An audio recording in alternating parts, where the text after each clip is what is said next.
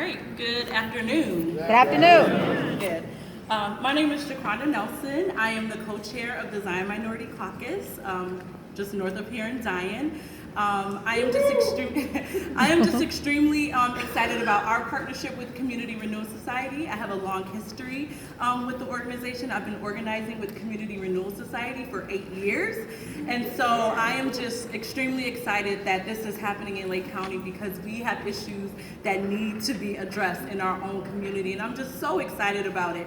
And I even think back, and I've been sharing with people about, again, the history. And I remember when we were planning with Community Renewal Society, our very first leadership council, our very first membership assembly, our very first Martin Luther King Day, and we were happy if we got 75 to 100 people. And now, just this past year, there were over 1,500 people in attendance. Yes.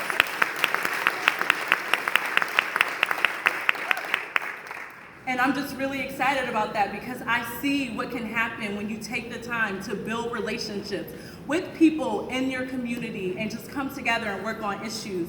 I think about how a lot of times people from outside of our community like to come in and tell us, like, this is what you should do, again, which is great. But I think it's time for us who live in our community, who know the issues, who know the solutions, are a part of it. And that's what we're about, and that's what we're here for today. And so I just want to share with you personally that I stand here before you as a mother of 3 small children, and I'm going to take it a step further and tell you that I have 4 nieces and nephews who all live in my city.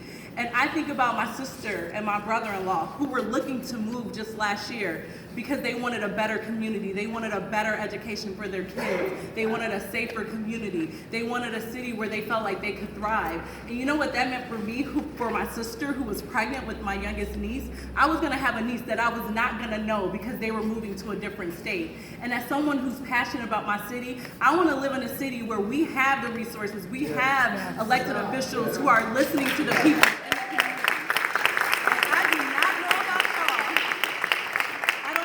Anyone else in this room, but I do not want to have to move to Gurnee so my kids can get a better education system. I do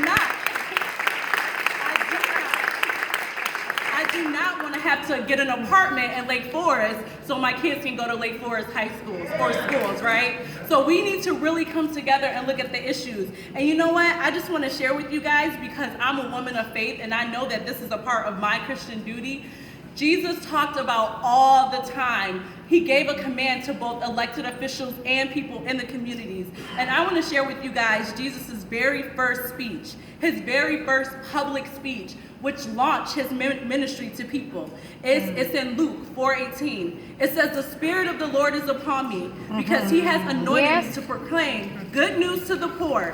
He sent me to proclaim freedom for the prisoners and recovery of sight for the blind, to set the oppressed free and to declare the name of the Lord in his favor." And you know what? Because he spoke so boldly to the people, they were not happy about that. They were going to throw Jesus off a cliff. But you want to know why? Because he was speaking boldly against the elected officials and religious leaders in the day. And they did not appreciate that. So there's nothing uncomfortable about holding our elected officials accountable because they represent us, just like Jesus did in his day. For those of us who believe that Jesus died on the cross for our sin, and yes, he did, but that's not why he was crucified. He was crucified because he spoke against the institution back in that day. So this is a part of who I am as a Christian woman. But Jesus also gave a declaration for us as his people that we had something to do. He gave a parable to his disciples, and he told them that there would be people standing before a king. And there would be some on the left and some on the right.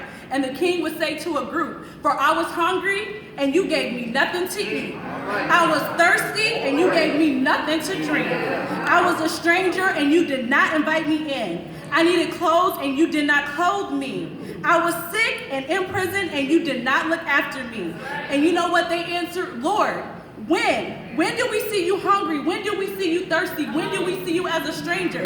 When did we see you in prison and we didn't help you?" And I'm going to tell you right now that Jesus said when you didn't do it for the least of these, you did not do it.